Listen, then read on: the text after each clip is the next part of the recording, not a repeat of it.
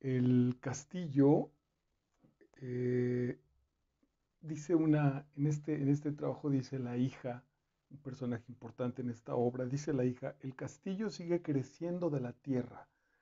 Ese elemento nos va a servir, ese texto nos va a servir para ayudar a explicar algunas cosas.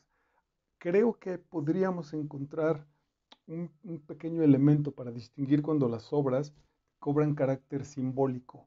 Los castillos no crecen de la tierra en términos literales, ¿no? Se construyen, se ponen sobre la tierra y seguramente se les hará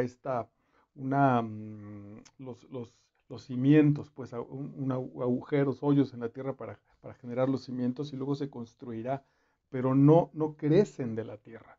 Cuando los textos en literatura contienen esta imagen relativamente fantasiosa, estoy un poco dudoso porque no quiero ser tan tácito que signifique que todo es así, porque la literatura, el arte tiene estos juegos, pero generalmente cuando tenemos una imagen como un castillo que va creciendo de la tierra, si no es una imagen que podamos encontrar en la realidad, es muy probable que el autor nos esté generando un asunto simbólico. Mucho cuidado con esto porque a veces solamente puede ser un símil o una metáfora. Pero en este caso y en muchos, en este canal lo trabajamos particularmente así, podemos encontrarnos con asuntos simbólicos, es decir, un elemento visual que trae de fondo, casi podríamos establecer una teoría, un pensamiento casi siempre de un nivel más profundo que lo que puede sugerirnos una imagen concreta o incluso filosófica. Por eso es que es simbólico, porque responde a un camino esotérico. Esotérico significa lo que está por debajo. Entonces, nada, pues hoy vamos a trabajar justamente sobre una obra muy simbólica en términos de lo que está escrita, porque es cierto que también hay una corriente literaria que se llama el simbolismo, que básicamente lo trabajó la poesía, y esa corriente del simbolismo asumía en los autores ese juego, no, ese juego de generar símbolos para quien mejor los entendiera. En el estricto sentido de lo que trabajamos en este canal, cuando te presento este desglose de las obras literarias, trabajo mucho el asunto simbólico, pero no como tal cuando el autor se lo propuso. Los grandes autores se lo proponen sin duda alguna, pero lo pasan de una manera muy sutil. Hay dos versiones a partir de esto. Para que los entendidos lo vayan comprendiendo o para que hagamos un esfuerzo en la obra literaria para encontrarlo. Y la otra gran vertiente es que, aunque no lo podamos desglosar como tal, el asunto va al nivel del inconsciente. Esta imagen pasa a nuestro inconsciente y nuestro espíritu, por llamarlo de esa manera, se entera de este simbolismo y lo recibe, se alimentará de él, ¿no? Hay algunos, los sufíes, que tienen composiciones, yo diría que paraliterarias, es decir, no alcanzan a ser literarias porque su intención no es la belleza, son estrictamente situaciones simbólicas. Además, los sufíes no creen en el proceso del razonamiento. Ellos le cuentan estos cuentos bastante extraños en términos literarios a sus niños y no les, pero ni siquiera se los explican. Se acerca el sufí con el gran maestro y el maestro le dice un par de enunciados si bien le va, y el aprendiz le dice, maestro, ¿me lo puede explicar? Y el maestro le dice, si tiene suerte, le dirá, no, vete de aquí, si no es que a veces les dan tremendos varazos, porque no ha comprendido que mucha de esta información no se va a quedar en el proceso mental. Entender un símbolo, entenderlo como tal y explicarlo para la obra, para la profundidad espiritual, no está sirviendo de gran cosa, sirve una especie de tontería. Así que no te preocupes porque cuando entremos o cuando hayas leído situaciones que tú digas, esto está un poco raro, ¿de qué va? Calma porque va como directamente al inconsciente. De todas maneras, la belleza, el poderío de ese enunciado, de esa frase, se está colando a través de tu espíritu. Y la otra, pues no está de más porque es muy gozoso poder detectar por dónde va el camino. Bueno, toda esta introducción quise aprovecharla porque hoy vamos a tener un trabajo espectacular, vamos a analizar un trabajo espectacular, complicado, difícil literariamente, porque además es una obra de teatro, en realidad está escrito para una obra de teatro y se trata del maestrazo August Strindberg con una obra que los teatreros sueñan con montar. Es así como quién se atreverá algún día a poner esta obra por la dificultad, por el asunto espiritual que implica, por la dificultad escénica que eso que establece, porque no hay precisamente una línea argumental en tanto que algo va sucediendo y se puede ir leyendo paso a paso. Tiene como saltos en el tiempo. Bueno, el puro título te va a decir de qué va y se llama Sueños, Sueños de August Strindberg. En este canal ya también tenemos una pequeña novela, un relato del mismo Strindberg que se llama Solo, está puesto aquí en nuestro canal de Master Vidal aquí en YouTube. Hoy es jueves 13 de abril del año 2023. Y Strindberg nace el 22 de enero de 1849 y en Estocolmo, en Suecia, y fallece un 14 de mayo de 1912, también en su natal Suecia. Es el gran autor de la literatura escandinava como tal, pero particularmente de Suecia, es como el punto más alto que ha conseguido literariamente esa cultura. Los sueños son un grupo de escenas, un paquete de escenas. Sí hay una especie de línea argumental que son personajes que sueñan justamente. eh, y creo que Strindberg pretende que aunque tenemos una escena relativamente real, se puede descomponer en estos sueños. No es tampoco algún personaje que se pone a soñar. El soñador somos en todo caso los espectadores. Y creo que Strindberg pretende decirnos que la vida justamente es también esto, que la vida es justamente eso, ese sueño, es como intentar entrar a nuestro inconsciente o al supraconsciente para detectar si es que hay una especie de destino de lo humano y me parece que esa podría ser relativamente la línea muy forzada en muchos sentidos argumental de este proceso. Para nosotros, para las aspiraciones de este canal, es una lectura muy útil, está en PDF gratuito en internet. Denle mucha paciencia. Yo creo que es un texto que hay que tenerle paciencia, que no hay que desesperarse con decir no le entiendo a esta cosa, porque justamente esto que te voy a dar ahorita aquí te puede ir ayudando a encontrar de qué está hablándonos Strindberg, de qué se trata en el fondo esta lectura, y cuando lo puedas ver, notarás que es muy bello, que es verdaderamente espectacular. Ahora, también tiene una ventaja porque lo puedes ir leyendo por escenas. No es un libro que el que te tengas que sentar y quedarte ahí disciplinadamente hasta que avances muchísimo. No, no, no. Te puedes ir leyendo una escena, una tarde que te sientes a tomar un café, la siguiente otra, sin ningún asunto que te desespere.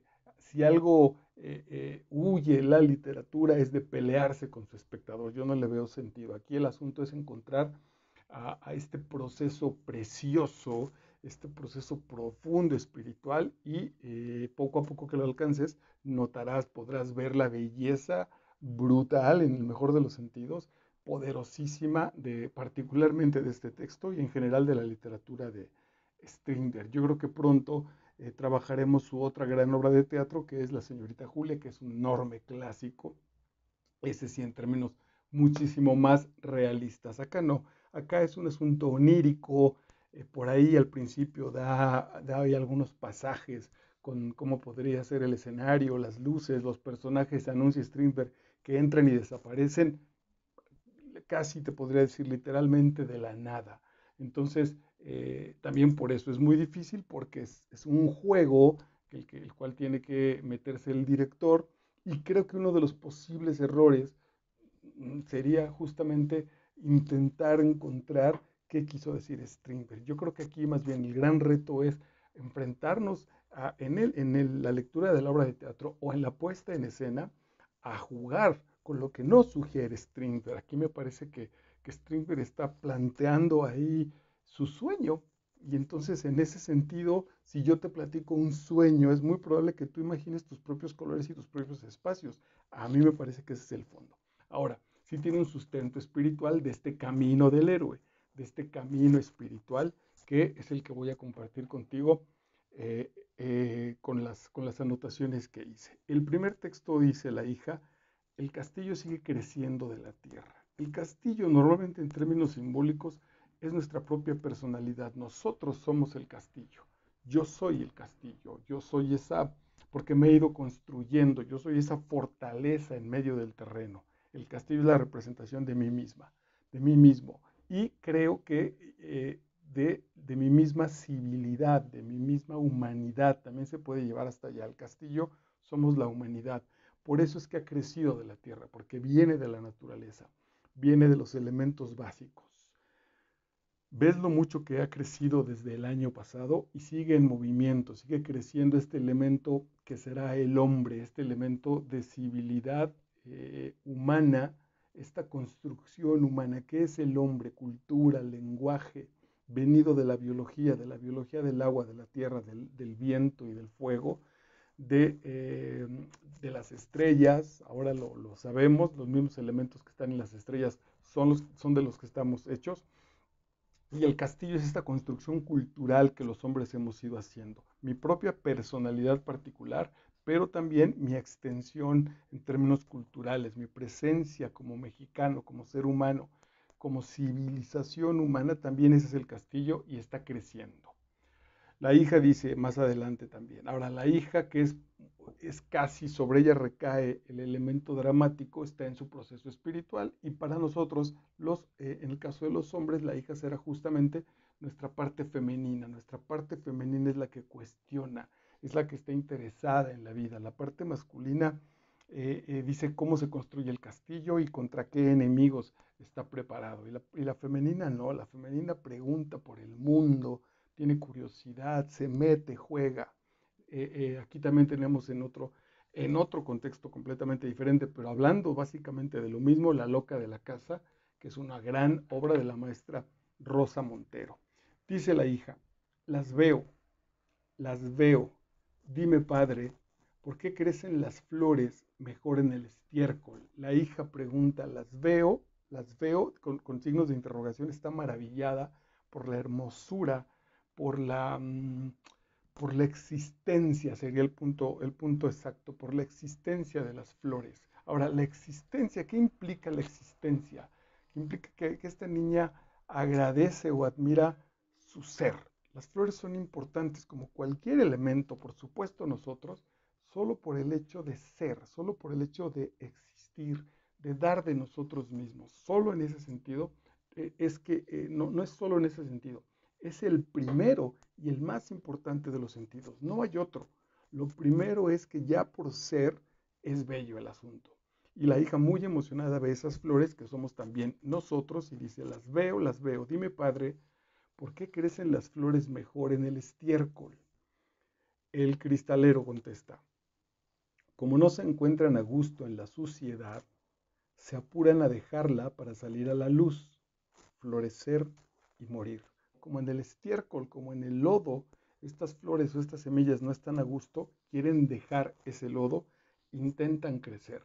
Y entonces, bueno, crecen, florecen y mueren, regresarán al lodo. Es una metáfora el asunto, también es un asunto simbólico. Somos nosotros, todos venimos de ese mismo magma, de ese lodo biológico, de nuestra propia carne, diría Hamlet. Si esta carne demasiado dura, Hamlet se queja de la carne que como contenido, como contenedor espiritual, por toda la cultura cristiana, sin duda alguna, estorba, ¿no? Hay que trascenderla. Sobre eso ha tratado mucho la cultura del ser humano: trascender nuestra carne, no castigarla, no joderla, no vilipendiarla, pero sí trascenderla, así como dice el poeta clásico español: sé que soy polvo, sé que soy arena, pero soy polvo enamorado. Esa es la gran trascendencia de la materia, de la carnalidad. Y entonces todos nacemos en el lodo, pero como no nos gusta, entonces nos apresuramos a dejarla, a dejar ese lodo, a salir de ese lodo para crecer, que nos dé la luz, florecer y morir, y entonces, bueno, pues ya regresar a ese proceso. La hija más adelante: ¿sabes quién vive en el castillo? El cristalero. Lo he sabido pero no me acuerdo. Así estamos los hombres. Para esto son las obras de teatro, para esto son las grandes obras artísticas, porque nosotros somos ese castillo y lo sabíamos, nosotros somos esa flor a punto de crecer y lo sabíamos, pero lo hemos olvidado. Por eso el mundo está hecho un estiércol, por eso el mundo está hecho una mierda, porque hemos olvidado que estamos hechos para la luz, que estamos hechos para el crecimiento, para el desarrollo, y nos hemos quedado atorados y acostumbrados justo a vivir en este lodazal espantoso, en este pantano perverso de nuestras equivocaciones, de nuestros pecados, etcétera. La hija, creo que ahí hay un preso y seguramente espera que vaya a liberarlo. Con estos 5 o 6 textos que te acabo de leer, el brutal Strindberg nos da qué somos y para qué estamos hechos y cuál es el sentido de esa hechura como seres humanos. Allí hay un preso, como igual como en la caverna de Platón. Ahí hay un preso, está metido en ese lodo. Ahí hay una semilla que no ha florecido, que no ha crecido y que está atorada en ese lodo. Y seguramente esa semilla está esperando que vaya a liberarlo, que le anuncie la luz. Esa es mi vocación. Si salgo del lodo porque no es mi hábitat, crezco en la luz y florezco es para que los demás puedan verlo y cada uno en su camino, si es que quiere hacerlo, lo haga. Esa es la vocación humana, puesta en 5 renglones. Es maravilloso. Aparece una madre y la madre dice, uff, qué vida. Aquí es importantísimo que Strindberg, que tuvo muchísimos problemas personales con su estructura familiar, particularmente con su madre, ponga en la madre un personaje muy negativo. La madre moderna, diría a partir de Strindberg, es una mujer que ha perdido la sutileza femenina y la fiereza femenina. Esto lo teníamos trabajado también en Las mujeres que corren con lobos, de la maestra Píncola, que es una cosa bellísima. Las mujeres necesitan retomar ese carácter salvaje en el mejor de los sentidos, esa semilla que crece en ese lodazal y que aparece para florecer, porque ella misma, al ser la encargada de la casa, de los sueños, de urdir los sueños, como diría en Aura el maestro Carlos Fuentes, por su brutal temor, por el espanto en el que la cultura la hemos sometido, entonces se pasa la vida sin vivirla, sin crecer, se pasa advirtiendo de los peligros. Y en este caso dice la madre, uf, qué vida. Cuando tienes un bello gesto y actúas generosamente, siempre hay alguien que lo encuentra feo. Si le haces un bien a alguien, le haces un mal a otro. Casi con la tentación de detenernos, de suspender esa vocación, de florecer, de ir a la luz por el temor a lo que van a decir los demás. No es gratuito, insisto, que Strindberg lo ponga que este texto se lo ponga en la boca, en las palabras de la madre, porque aquí es esta mujer, insisto, que no está desarrollando ese castillo, que está sujeta por el temor. Y entonces dice, bueno, pues no sé si tenga sentido florecer, porque si haces un bien, le haces un mal a alguien, y si actúas bien, si actúas generosamente, te vas a ganar la envidia, alguien va a hablar mal de ti. Venga, pues me parece que esos son en este sentido y en este sendero espiritual, en este andar por ese camino, son estos perros a los que el andar del Quijote y Sancho Panza les ladrarán, ¿no? Es así, así está el mundo y así lo podemos ir trabajando y no debe ser obstáculo para nuestra vocación, para impedir nuestra vocación. La puerta del trébol es ahora la puerta de un armario archivo. Ese trébol juega aquí como la naturaleza. La puerta de la naturaleza ahora está guardada como un closet, está puesta en un armario archivo. Nosotros ahora basamos nuestro desarrollo en términos culturales, en los libros, en las bibliotecas, en lo que puedo guardar en mis aparatos electrónicos, en mi saber hacer, en un título universitario. Y se nos ha olvidado que en realidad las grandes respuestas, si es que tuviéramos silencio para asumirlas, están en nosotros, en esta naturaleza, en este trébol de la suerte que somos nosotros mismos. lo hemos puesto afuera y lo hemos encerrado y las culturas incluso se han encargado de quemar las bibliotecas, de quemar los libros, de tiranizar el conocimiento. Y aquí diríamos casi, no pasa nada, no te preocupes, porque ese conocimiento es exterior. El gran conocimiento, lo que tendríamos que dejar de convertir en un armario, sino que tendría que ser una puerta abierta siempre, es justo hacia el interior de nosotros. ¿Y crees que alguien puede querer ser mi amigo?, pregunta la niña. Si soy el encargado del cobro ejecutivo de todas las deudas de la ciudad. Perdón, no, otro personaje le dice a la niña justamente, ¿y crees que alguien pueda querer ser mi amigo? La niña en su inocencia, cuestionante con todo el mundo, una especie de principito muy adelantado seguramente, pregunta, ¿y crees que alguien pueda querer ser mi amigo? Y él dice, si soy el encargado del cobro ejecutivo de todas las deudas de la ciudad, soy el que recopila los impuestos, ¿no? Soy el que junta, soy el encargado del poder, soy el que representa el poder para quitarle, comillas, pues, a los demás sus propias ganancias. Un puro lamento, eso es lo que es ser hombre. Un puro lamento, eso es lo que es ser hombre. Esa es la conclusión de nuestro personaje. Si bien al principio de esta obra, no sé por qué la obra ha ido avanzando, pues, es decir, no quise decir no sé por qué, ha ido avanzando en los actos, en las escenas de estos sueños y tiene ese desarrollo de una inocencia, de unas semillas con vocación de florecer. Y hemos de pasar por una crisis. Ya lo mostramos en los textos de la mamá hace un rato y ahora uno de los hombres dice, los hombres, un puro lamento, eso es lo que es ser hombre, en eso nos hemos convertido. Esta semilla que tiene vocación de florecer y vocación de jugarse en la luz, la hemos convertido en lamentos, otra vez, por nuestros miedos, por nuestros grandes temores, por, por nuestras grandes estructuras mentales que nos aplastan a nosotros mismos. Entonces ahora lo que somos es un ay de mí, diría Calderón de la Barca, ¿no? Un constante quejarnos, incluso no a veces necesariamente tiene que ser una queja, un dolor profundo, desde las tragedias griegas podíamos pensar, eso es lo que vamos resultando. Abogado, bien entonces, ante ese dolor, el hombre se ha encargado o ha querido intentar salirse de él a partir de la cultura, a partir de la creación humana. ¿Qué es la cultura? La respuesta a las necesidades humanas. Básicamente eso es la cultura. Cualquier respuesta a una necesidad humana, ese va a ser un elemento cultural. Cuando se comparte de manera social, se empieza a convertir en cultura.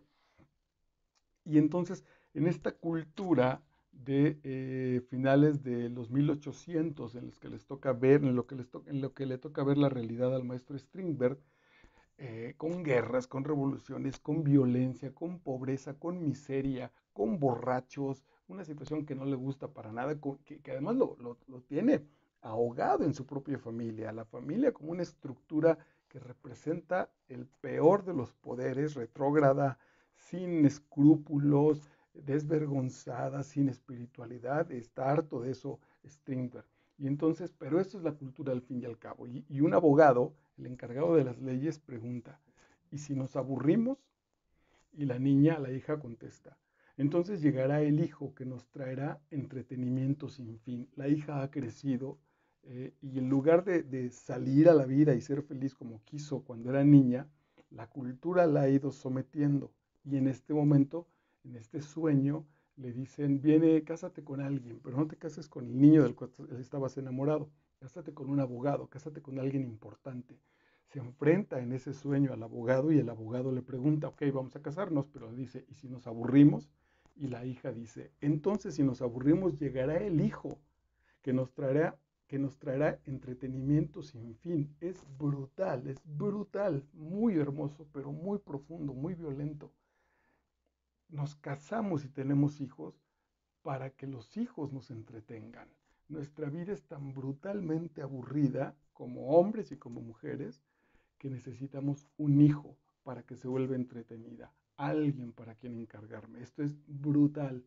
Algunas de mis exalumnas se han molestado mucho conmigo, pues cuando se acercan conmigo para preguntarme y a veces hasta querer compartir su emoción del novio que está a punto de pedirlas para casarse y yo les cuestiono este proceso de, híjole, es que te quieres casar porque estás aburrida y quieres tener hijos para que ellos te entretengan.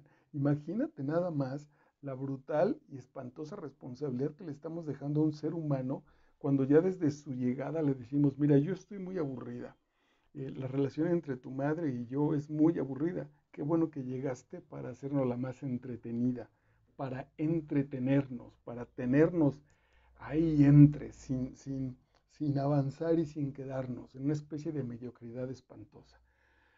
Y el abogado dice, tú me quieres pobre y feo, despreciado, a mí me quieres convertir en un paria. Y dice la hija, sí, unamos nuestros destinos. Me quieres destruir, convertirnos, generar esta familia por la costumbre de generar la familia, por el asunto de no sentirnos solos, es querer convertirnos en parias. No es que el matrimonio sea la institución que nos detenga y que nos paralice. Somos nosotros los que hemos convertido esa institución en seres paralizados, en seres mediocres. Ya no avanzamos, no hay un asunto. Los hijos deberían ser una especie de, bueno, sin duda sí son una compañía, pero es más bien pensaría que son una especie como de, tendríamos que invitarlos a una especie de escuela. Si tú y yo vamos a formar una familia y vamos a tener hijos, será porque estos hijos están siendo invitados a una fiesta y a una fiesta constante en donde aprenden a volar, a crecer, a ir a la luz, a manifestarse, a esta vocación de ser humano. Esa debería ser la intención, si es que la planteamos, de la paternidad y la maternidad, pero no es este hijo, ven, acércate, por favor, que llegue tu nacimiento para que yo me entretenga y después yo me convierta en una piedra, en un convidado de piedra, me convierta en nada, en un ser despreciable, mediocre, abandonado, aburrido, por supuesto. Dice la hija, sí, unamos nuestros destinos y el abogado dice, así sea, amén, ¿no? Vamos a la iglesia a firmar nuestro pacto de amor, que en este sentido de amor no tiene absolutamente nada, para seguir generando generaciones temerosas, espantosas, que Strindberg era un genio, pues, que de acuerdo al punto histórico, normalmente no me gusta trabajar el punto histórico, pero en este caso es muy pertinente. Casémonos en este 1870 y tantos para que estos nuestros hijos estén listos para generar la Primera Guerra Mundial. Ese es el punto. Es brutalmente responsable y brutalmente irresponsable el generar esos procesos. Tremendo, maravilloso. Dice abajo el abogado, hay una clase de belleza que no cuesta nada y cuya ausencia en un hogar constituye el mayor tormento para una persona con sentido de la belleza. Otra vez es una joya. Hay una belleza que no cuesta nada, pero que la ausencia de esa belleza en nuestras casas constituye el peor de los tormentos para una persona con sentido de belleza. Aquí el gran elemento es cómo conseguimos despertar ese sentido de belleza para generar esa vocación de belleza. Y esa belleza está puesta, es la vida, es el amor, es la existencia, es el ser como tal, es la presencia del otro y la presencia mía. Esa es la belleza básica, pero la tenemos tan contaminada por un montón de cosas que no nos damos cuenta. Y es muy probable incluso que ya ni siquiera la busquemos, porque ya no tenemos sentido de la belleza. Ese es mi gran, mi gran pared en mi carrera pedagógica, como pedagogo, como maestro, siempre ha sido ese. La parte más triste de mi enfrentamiento con los muchachos es cuando no tienen el sentido de la belleza y por otro lado no les importa.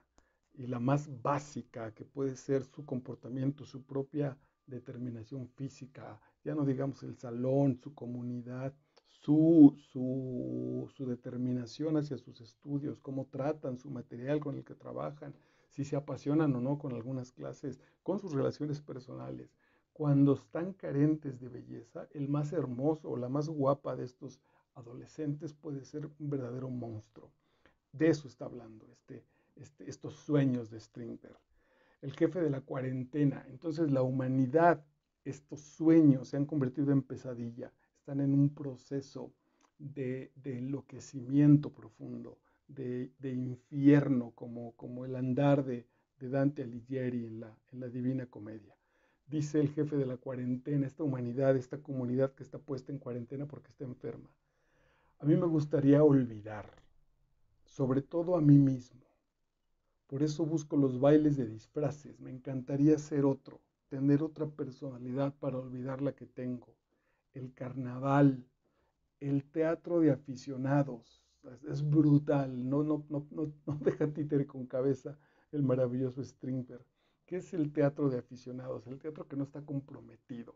Y aficionados no es que no sean profesionales, es el que no está comprometido con la búsqueda de la verdad, con el sentido de la belleza, el que busca la diversión barata, simple, el chiste gratuito, el que disfraza la puesta en escena o la calidad literaria de su trabajo, porque en realidad está tras la fama, el prestigio, la cartera de sus clientes, la cartera de sus espectadores. Y él se emociona, el jefe de la cuarentena se emociona y dice, han abierto la puerta. Es este teatro, no solo iba a decir mal hecho, porque en realidad no está mal hecho, pero que apunta para entretener otra vez ese concepto, para medianamente tener ahí a los seres humanos, para hacerlos, para enajenarlos ligeramente o profundamente de las preguntas cósmicas, de las preguntas metafísicas, de las preguntas sobre el sentido de la existencia. Ahora, cuando digo metafísico, solo me refiero al sentido vocacional de nuestra presencia. No son caminos que impliquen que tenemos que salir a convertirnos en Gandhi. No, son simples caminos donde seguramente se nos ha olvidado, ahora mismo te lo puedo mencionar, son las 10 de la noche, ir a revisar si es que tienes niños en casa, por ejemplo, si están tus hijos, ir a revisar si están dormidos, solo acompañarles un momento ahí en sus sueños, ir a estar en silencio ahí atestiguando su paz, ¿no? Si está ahí tu mujer mirando la televisión, incluso si quieres, mirarla, solo volver a mirar al mundo, ¿no? Solo volver a reencontrarnos con el mundo. Esa es la parte que hemos olvidado en términos vocacionales. Podemos tener un enorme sueño aquí y sin embargo lo tenemos en cuarentena, lo tenemos suspendido. Va cerrando pues el camino espiritual. Creo que con los ejemplos que te he ido dando está clarísimo cómo hay un sendero, ¿no? Pasaron por esta cuarentena, por esta enfermedad, están en un proceso de reconciliación. Dice el rector de una universidad, pensando otra vez en que las construcciones humanas, en las construcciones humanas está justamente la respuesta inmediata y básica de la felicidad humana. Y no, son otros senderos. No son, por cierto, incluso los principales. El rector dice, ¿qué se ocultaba detrás de la puerta? El cristalero. Yo no veo nada. El decano de teología, el gran viejo, el sabio de la teología es la ciencia que estudia la palabra de Dios. Nada. Esa es la solución al enigma del mundo. En el principio Dios creó el cielo y la tierra de la nada. Es brutal otra vez, insisto, en este paseo donde Strindberg está cortando las cabezas de todo su contexto cultural, social, eh, ya pasó por el arte, por un arte vacío, ya pasó por la familia, pasó por la madre amargada, pasó por el padre resignado, pasó como tal por la familia, pasó por el arte, no le deja nada y hoy va y en este momento, en esta escena, va con la iglesia. Si el decano de teología, si el viejo sabedor de la teología dice no hay nada, ¿qué respuesta nos esperamos? ¿No? ¿Qué sentido tiene? Si también la religión desde hace un montón de siglos está en una búsqueda desesperada de la nada y como no lo ha encontrado, como no se ha revisado, porque además yo creo, este es un asunto personal, no lo necesitamos, entonces se ha dedicado a generar la moral, a ponerse como gran policía, como el gran vigilante de la moral.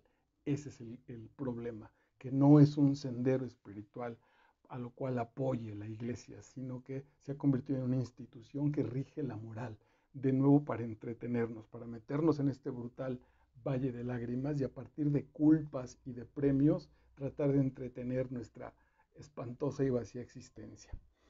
Qué triste destino el de los hombres, qué pena dan.